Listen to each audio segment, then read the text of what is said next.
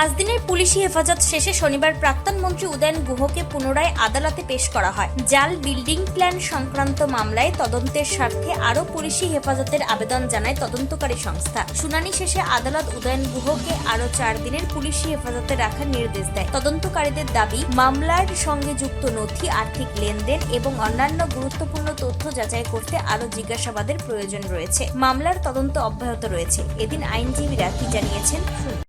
হ্যাঁ, উদয়ন গুহকে আজকে আবার তোলা হয়েছিল কোর্টে। তার বিরুদ্ধে যেটা ওই পিসি থেকে একটা পড়াশোন ছিল, 5 দিন পিসি পর যেটা আবাস দুর্নীতি থেকে তাকে রিটার্ন করা হয়েছিল পিসি থেকে,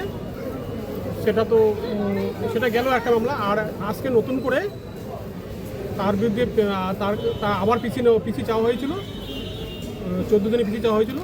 কোর্ট 4 দিনের পিসি অ্যালাউ করেছেন। সেটা হলো তুফানগঞ্জ দিনাটা মিউনিসিপ্যালিটির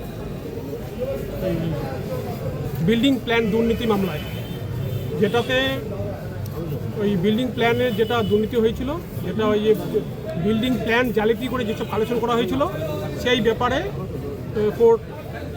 কোর্টের কাছে পিসি চাওয়া হয়েছে। সেখানে লার্নিং কোর্ট আবার তাকে পিসি অ্যালাউ করেছেন, যেহেতু তার বয়সের দিকটা বিবেচনা করে, যেহেতু অনেক কিছু মেডিসিন দেওয়া হয়, তার জন্য তাকে 4 দিনের পিসি অ্যালাউ করেছে লার্নিং কোর্ট। আগামী 21 তারিখ তাকে আবার তোলা হবে। কোচবিহার থেকে নিজস্ব প্রতিনিধির রিপোর্ট, টাইমস 14 বাংলা। আরো নিত্য নতুন ভিডিও পেতে এবং তথ্য জানতে আমাদের ফেসবুক পেজকে লাইক ও ফলো করে রাখুন। সেই সঙ্গে টাইমস 14 বাংলার ইউটিউব চ্যানেলকে সাবস্ক্রাইব করতে ভুলবেন না।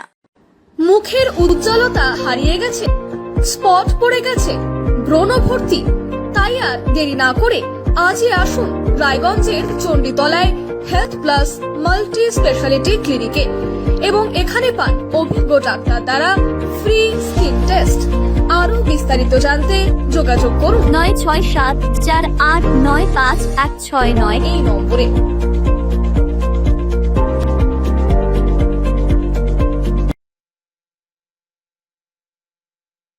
আজ তোমার বিয়ে সাজলো নতুন সাজে।